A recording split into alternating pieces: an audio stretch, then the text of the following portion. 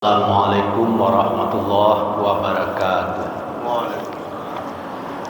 Alhamdulillahirabbil alamin. Asyhadu an la ilaha illallah wa asyhadu anna Muhammadar Rasulullah. Rabbi shrah li sadri wa yassir li amri wahlul 'uqdatam min lisani yafqahu qawli. Alhamdulillah yang terhormat Bapak Ketua Masjid Taqwa Muhammadiyah Kijal Ajri Tanjung SHMH, pengacara, advokat yang dipopulerkan, alhamdulillah hadir bersama kita. Terima kasih menambah semangat adindanya, karena waktu saya diutus menjadi peserta tarjih nasional, beliaulah yang menandatangani surat jalan waktu Ketua Pemuda Wilayah Muhammadiyah Sumatera Barat. Tak terasa saya pun sudah tua hari ini bersama dengan Ustadz Zulkisman Lubis dahulu. Nah, sekarang kita doakan Ustadz Zulkisman Lubis kembali segar bugar, itu dalam perawatannya, terapinya, alhamdulillah perkembangannya baik. Moga-moga nanti bisa kembali bersama kita. Bapak Ibu yang berbahagia, dengan santai kita malam ini, moga-moga ada yang bisa diresap dengan izin Allah. Sebenarnya materi ini sudah sangat lama, belum lahir saya sudah diterapkan di sini dan beberapa tempat di kampung-kampung. Materi kita adalah sejarah azan dan eksekusinya. Rasulullah pertama kali sampai di Madinah disambut dengan sukacita, bahkan dengan genangan air mata penuh haru, bukan sedih. Jadi ada orang menangis karena haru. Misalnya bapak bertemu dengan anak sudah lama tak jumpa itu biasanya nangis karena haru. Atau mungkin anak wisuda dinyatakan nilainya terbaik, orang tua yang datang dari kampung menyaksikan dan menyebut anaknya nilainya tertinggi atau cum laude, itu biasanya menangis. Jadi waktu Rasulullah datang, gembira, ceria, dan juga ada genangan air mata penuh haru. Disambut dengan Tala'al badru alaina, dan seterusnya. Di mana ya Pak? Ya, datanglah rembulan atau purnama menerangi negeri kita, akan mencerahkan kehidupan anak negeri Madinah, tentu untuk dunia. Nah, setelah jelas sampai di Madinah, yang pertama kali dibangun adalah masjid, yaitu Masjid Quba. Berlanjut hari berikutnya, pada hari Jumat, perintah wajib salat Jumat, didirikan pula Masjid Jum'ah, dan sampailah berdiri Masjid Nabawi yang kita kenal sekarang. Timbul masalah, bagaimana memanggil orang salat berjamaah. Rapat dipimpin langsung oleh Rasulullah. Ada beberapa usulan. Pertama, dipukul lonceng. Usulan ini ditolak karena menyerupai Nasrani. Usulan kedua, ditiup terompet. Terompet itu bahasa lainnya pupui. Saya baru mengenal trompet ini setelah di Padang. Di kampung tidak tahu apa itu trompet. Jadi ada pupui batang padi, pupui tanduk kabau, pupui buluah talang, dan lain-lain. Jadi ditiup trompet. Ditolak pula karena menyerupai cara Yahudi. Usulan ketiga, dihidupkan api. Siang asapnya mengepul, malam tampak cahaya. Ini pun juga ditolak karena menyerupai cara Majusi. Orang Majusi menyembah api. Akhirnya rapat itu usai, belum ada keputusan. Semua pulang. Di antara peserta rapat itu bernama Abdullah bin Zaid. Sampai di rumah, makanan sudah terhidang, istri mempersilahkan makan. Dia berkata, saya belum bisa makan. Mengapa? Ya, belum pernah aku melihat wajahnya Rasulullah terlihat berat. Jadi dia terbawa perasaan, sehingga makan pun tidak mau. Istri paham, tentu tidak boleh dipaksakan. Yang jelas sebagai istri yang baik, tugas sudah dilaksanakan. Abdullah bin Zaid berwudu, salat, berdoa, lalu rebahan. Dalam rebahan itu memang tidur nyenyak, bermimpi. Mimpinya itu menjadi amalan sampai sekarang. Dalam mimpinya itu melihat seorang laki-laki bawa lonceng, lalu ditawar, Pak, jual lonceng Bapak ya. Untuk apa? Untuk memanggil orang salat berjamaah. Oh jangan, biar saya ajarkan cara yang lebih baik. Lalu diajarkan, apabila waktu salat masuk, maka ucapkanlah Allahu Akbar, Allahu Akbar, Allahu Akbar, Allahu Akbar. Asyhadu an la ilaha illallah 2 kali. Asyhadu anna Muhammadar Rasulullah 2 kali. Hayya 'alas shalah, hayya 'alal falah juga 2 kali. Sudah itu Allahu Akbar, Allahu Akbar, la ilaha illallah. Jelas kalimatnya. Lanjutnya, apabila salat hendak didirikan, maka ucapkanlah. Maksudnya orang sudah datang, salat hendak dimulai, apalagi ucapkanlah Allahu Akbar, Allahu Akbar, asyhadu an la ilaha illallah, asyhadu anna Muhammadar Rasulullah, hayya 'alas shalah, hayya 'alal falah, ditambah dengan qad qamatis shalah, qad qamatis shalah. Allahu Akbar, Allahu Akbar, la ilaha illallah. Yang kita kenal iqamat. Begitu materi mimpi ini jelas, bangun dengan wajah berseri-seri karena terpenuhi hasratnya. Diduga makannya mungkin sudah itu pasti enak lah. Dengan semangat melapor kepada Rasulullah, ya Rasulullah, saya bermimpi.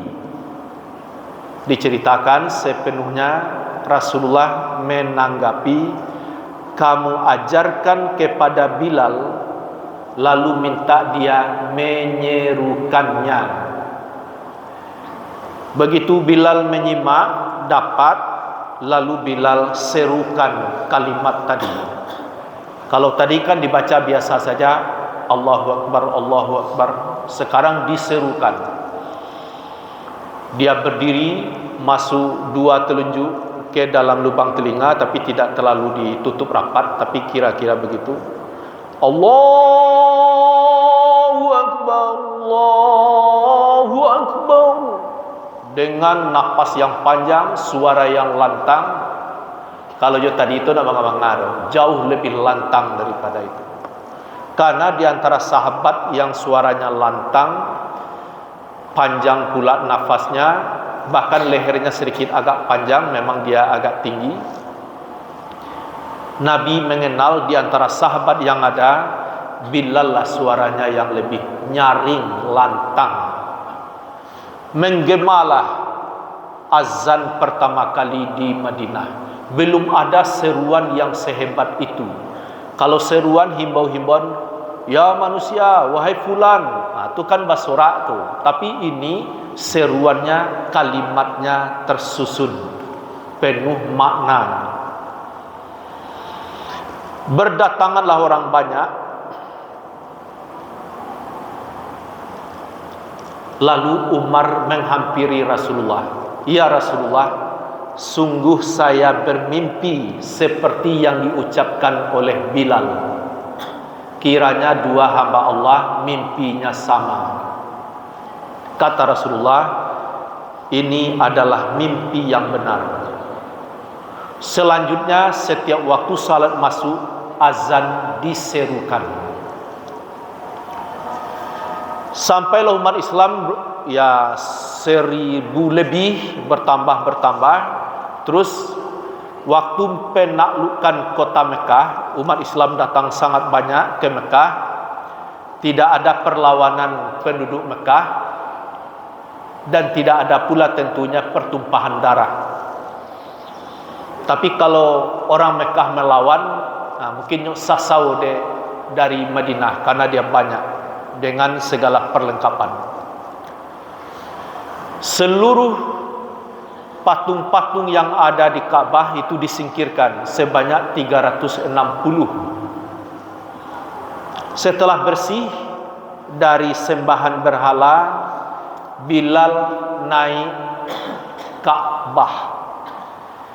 Jelaslah dia di tengah orang banyak, dia naik ke atas Ka'bah. Ya, di hati orang berkata, mengapa pula mantan budak naik ke Ka'bah? Tapi tidak ada satupun yang menyuruh turun, karena Allah memuliakannya. Walaupun dia dari budak, tapi sudah merdeka, orang yang taat, sahabat Nabi, dia penuh hormat naik ke atas Ka'bah. Lalu dia azan, dia kumandangkan azan di atas Ka'bah itu dari awal sampai selesai. Tentu bagi orang Madinah sudah biasa, tapi bagi penduduk Mekah itu pertama kali yang luar biasa, menyimak, menggetarkan sampai ke relung-relung hati. Hanya dalam hitungan 1, 2, 3 hari orang berbondong-bondong masuk Islam. Sejarah mencatat, akhirnya kan penduduk Mekah 100% memeluk Islam. Jadi catatan kedua apa? Bilal lah yang pertama kali mengumandangkan azan di kota Mekah, langsung di atas Ka'bah. Berlanjut, setelah Nabi menunaikan ibadah haji pertama dan terakhir yang disebut dengan Haji Wada, beberapa minggu kemudian Nabi meninggal. Terjadi 2 kelompok politik. Kata dari kelompok Muhajirin yang berasal dari Mekah, kepemimpinan Islam harus kita yang melanjutkan. Kelompok yang Ansar, orang Madinah, kita yang akan melanjutkan kepemimpinan, karena di negeri kita lah Islam berkembang. Kalau itu apa katanya? Karena kita lah yang membawa Islam. Jadi ingin mendapatkan kebaikan sebagai pemimpin, tapi itu di atas ketakwaan, bukan di atas kerakusan, sehingga tidak ada saling mengkhianati. Nah, saya tidak bahas soal politiknya. Waktu salat masuk, azanlah Bilal. Begitu azannya lantang seperti biasa, tapi di waktu mengucapkan asyhadu anna Muhammadar Rasulullah, tiba di kata Muhammad, dia tidak kuat lagi, karena memang terbawa perasaan sedih atas meninggalnya Rasulullah, sehingga azannya tidak bisa diselesaikan, diminta orang lain melanjutkan. Orang paham betapa sedihnya Bilal. Sejak itu Bilal tidak pernah azan lagi. Sampailah Abu Bakar meninggal. Jadi selama Abu Bakar, dia tidak menyuruh Bilal azan, sebab kalau disuruh azan jangan-jangan sedihnya terkuak lagi. Abu Bakar sudah meninggal, kepemimpinan dilanjutkan oleh Umar bin Khattab. Islam cepat berkembang sampailah ke Palestina. Waktu salat masuk, siapalah yang akan mengumandangkan azan? Umar paham kalau Bilal diminta belajar kepada sikap Abu Bakar, Abu Bakar saja tidak berani menyuruh lagi. Abu Bakar lebih senior, lebih dia hormati. Tapi Umar ini kan di atas kecerdasannya dan ketakwaannya, dia tidak menyerah. Dia hampiri Bilal, bukan dia panggil. Kalau sebenarnya kan kalau pemimpin itu kan bisa saja memanggil bawahan. Ini tidak, dia langsung menghadap Bilal. Ya Bilal, saya Umar, atas nama umat Islam, waktu salat telah masuk, berkenanlah engkau mengumandangkan azan. Atas nama umat Islam, kalimat ini betul-betul menyentak di hatinya. Tanpa komentar, dia azan penuh semangat sebagaimana azannya 2 tahun yang lalu. Maka catatan ketiga apa? Bilal lah orang yang pertama kali mengumandangkan azan di kota suci Baitul Maqdis atau Palestina. Sekarang kita kembali pada zaman Rasulullah. Satu ketika malam Nabi setelah bertahajud subuh, katakanlah ada setengah jam lebih kurang, Nabi rebahan. Dalam tidurnya itu Bilal azan. Azannya sesudah hayya 'alal falah ditambah dengan kalimat taswib. As-salatu khairum minan naum. Lebih baik salat daripada tidur. Itu pun juga 2 kali. Seperti hayya 'alal falah 2 kali, as-salatu khairum minan naum juga 2 kali. Artinya lebih baik salat daripada tidur. Salat apa waktu subuh saja belum masuk? Dimaknai, oi, nama nan lalu jago. Untuk bertahajud, lebih baik tahajud daripada tidur. Nanti kalau waktu subuh masuk, tidak dapat lagi tahajud. Karena dengan tahajud, Allah angkat derajat hambanya ke tempat yang mulia. Maqamam mahmuda. Kiranya Nabi badannya saja yang tidur, telinganya menyimak. Maka Nabi mengomentari, ma ahsana haza ya Bilal, ij'alhu fi azanika. Sungguh bagus ucapanmu Bilal. Yang mana itu? Tambahan as-salatu khairum minan naum. Biasanya tidak ada, sekarang diadakan oleh Bilal. Nabi tidak mengatakan bid'ah, tapi malah bagus itu. Maka jadikanlah itu setiap azanmu. Jadi setiap Bilal azan menjelang waktu subuh masuk, Bilal selalu pakai as-salatu khairum minan naum. Terus dia yang azan sebelum waktu subuh masuk, orang sudah berdatangan. Siapa lagi yang azan waktu subuh masuk? Namanya Ibnu Ummi Maktum, laki-laki yang tua tapi masih segeh lah. Mata memang benar-benar tidak bisa melihat sama sekali, tapi kemauannya keras, kuat. Orang beritahu dia, ya Ibnu Ummi Maktum, fajar telah terbit. Jadi di Madinah tu bisa melihat secercah cahaya fajar sadik terbit.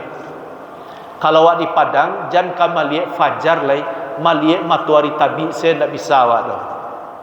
Naik bana kate takwa kwa, kate menara, atambah 2 kali setinggi itu, alun bisa mencaliak matahari tabi lai. Karena ada gunung yang menutup. Apalagi fajar. Jadi di Madinah bisa orang beritahu fajar telah terbit, maksudnya subuh telah masuk. azanlah dia Ibnu Ummi Maktum. Tidak lagi pakai as-salatu khairum minan naum, karena orang telah bangun.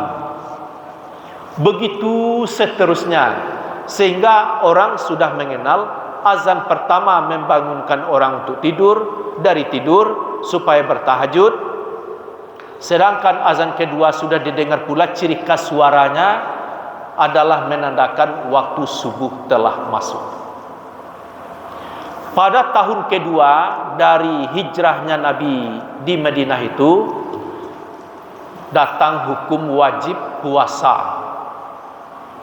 Nah, pada pelajaran puasa, Nabi ungkapkan, apabila kamu dengar azannya Bilal, jangan terpengaruh dengan sahurmu, karena Bilal azan masih malam.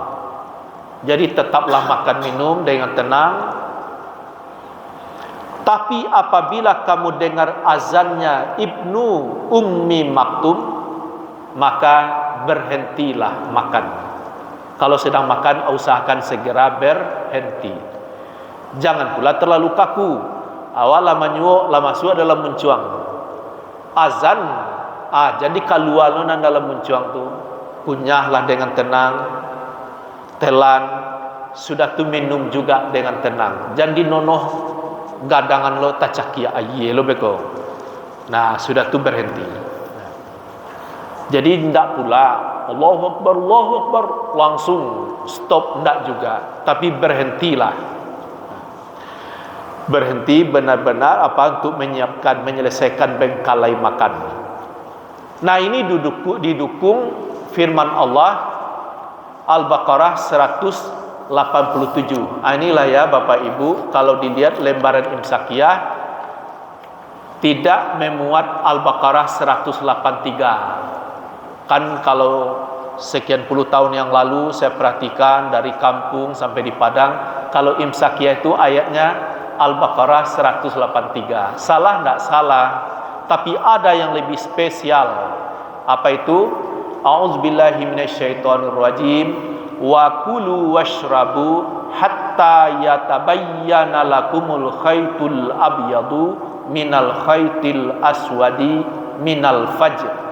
Tsumma atimmus siyama ilal lail. Makan minumlah kamu di malam hari sampai jelas bagimu beda benang hitam, benang putih atas benang hitam, yakni fajar. Jadi ayat ini menyuruh kita makanlah, minumlah dengan tenang, tapi awas, hanya boleh sampai terlihat benang putih atas benang hitam. Apa itu? Fajar. Jadi benang putih itu apa? Fajar terbit, tampak sedikit cahaya, warnanya sangat indah, merah ke kuning-kuningan, ada sedikit campur putih, indah sekali. Itu ibarat benang putih.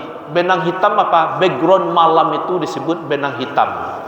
Apabila itu sudah ada, berhenti makan minum yang disebut dengan imsak. Di saat itu pula azan subuh dikumandangkan. Ayat selanjutnya masih ayat itu juga, lanjutannya summa atimmus siyama ilal lail.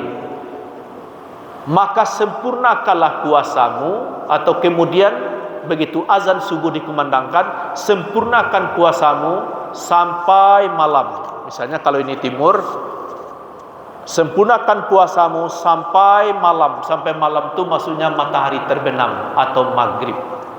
Makanya di lembaran Imsakiyah ini ayatnya dimuatkan Al-Baqarah 187. Itulah yang bercerita tentang imsak. Nah, Bapak Ibu, saya ingin kemukakan lagi, mengapa di sini tidak dibuat 10 menit menjelang subuh ada imsak? Karena itulah pelajaran kita sejak kenek-kenek dulu.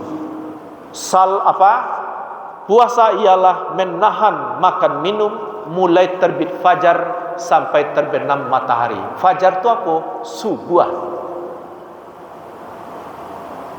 Tidak ada guru kita seorang pun setahu saya bisa jadi Bapak Ibu ada pengalaman yang berbeda, tapi setahu saya belum ada guru sampai hari ini ataupun kitab fikih yang saya baca dengan keterbatasan belum ditemukan puasa ialah menahan 10 menit menjelang fajar sampai terbenam matahari. Tidak ada. Terus yang ada apa? Mulai terbit fajar sampai terbenam matahari. Makanya di sini dibuat subuh, lalu di bawahnya imsak, maghrib di bawahnya berbuka. Jadi puasa ialah menahan makan minum mulai subuh sampai maghrib. Terus 10 menit menjelang subuh itu apa? Jangan dibuat imsak. Tapi kalaupun dibuat juga, masa berhati-hati, waktu tinggal 10 menit lagi atau peringatan. Tapi yang imsak adalah subuh. Nah, penegasan berikutnya masuk kepada eksekusi. Apa yang diamalkan di zaman Nabi, ternyata sebelum wajib puasa dan sampai puasa diwajibkan, sampai sekarang pagi itu azan 2 kali di Mekah dan di Madinah. Jadi azan pertama harus diucapkan, berapa lamanya jaraknya dengan azan kedua? Menurut saya ya sekira-kira setengah jam lah. Kalau Mekah Madinah itu hampir 1 jam, kadang-kadang malah lengkap 1 jam. Kalau di Padang awak buat lo sajam jaraknya, amuh lalu. Lo orang beliak, lalu cek lo, lama orang azan lain. Nah, jadi setengah jam lah lebih kurang penyesuaian. Terus Bapak Ibu, penegasannya bagi Bapak Ibu ya di tempat masing-masing, kalau di masjidnya azan pagi masih sekali, laksanakanlah yang 2 kali. Dalilnya jelas, sejarahnya jelas. Dan bagi keluarga Bapak Ibu yang sudah kembali dari tanah suci, khususnya Mekah Madinah, waktu menunaikan haji dan umrah, menjadi saksi. Yo di Makkah, di Madinah tu azan 2 kali. Nah, sehingga nanti dia amalkan. Alhamdulillah kalau di Kota Padang sudah banyak sebenarnya yang mengamalkan ini. Mungkin sebagai saksi saya langsung dapat jamaah di Masjid Nurul Ulia Jalan Dama, kiranya tahun 70-an lah diamalkan di situ azan 2 kali. Dan beberapa yang terakhir ini di bulan Ramadan ini sudah bisa dihitung dengan jari yang menambah azan pagi itu jadi 2 kali. Misalnya sebagai inspirasi saja Bapak Ibu, di Masjid Istiqlal Ribo Kaluang Purui Dake SMA 2. Begitu saya terangkan dengan harapan doa supaya bisa menyampaikan dengan baik, terus saya turun, kata ketuanya kepada wakil ketua, dia duduk berdekatan, Mbak Prof. Wah, jadi wakilnya kok profesor. Jawab wakilnya ini, kita amalkan Pak Ketua. Lalu dia bicara di depan saya bangun prasangka baik. Kironya yo 3 warile awak ceramah subuh di sinan, memang nyo amalkan bisuaknya. Jadi langsung eksekusi. Nah, itu ada di Padang Besi, di mana lagi adalah beberapa tempat yang sudah mengamalkan ini. Jadi Imam Syafi'i mengharapkan lebih menyukai azan 2 kali. Ustadz Khalid Basalamah dari, kalau teman-teman bilang dia kelompok Salafi, saya simak uraiannya, dia juga mendukung azan pagi itu 2 kali. Ada lagi yang viral Buya Yahya dengan serbannya itu, kiranya di pesantrennya azan juga sudah 2 kali. Jadi sebenarnya sudah banyak. Jadi oleh sebab itu Bapak Ibu, mari ini kita galakkan, atau ya maksudnya diamalkan, jangan dimusyawarahkan. Kalau dimusyawarahkan banyak penepek, nggak usah lain. Tapi disosialisasikan, dicerahkan, lalu diamalkan. Bagaimana caranya? Kapan dimulai? Tentu lebih cepat, lebih baik apabila kita amalkan sunnah Nabi dengan harapan keberkahan Allah lebih menyertai kita. Saya kira itu lebih kurang. Ya, terima kasih atas fasilitas yang disediakan oleh pengurus masjid dan Bapak Ibu datang dari berbagai tempat. Walaupun jamaah kita tidak padat ya, tapi kualitas dari panitia itu usahakan terbaik, dan masjid kita makin lama makin cerah dan selalu kita tingkatkan. Abang ya ketua dan Adinda Irwan serta imam kita yang muda tapi sudah mengimami kita, saya ucapkan itu semua terima kasih. Perbanyak maaf Bapak Ibu. Billahi taufiq wal hidayah. Assalamualaikum warahmatullahi wabarakatuh.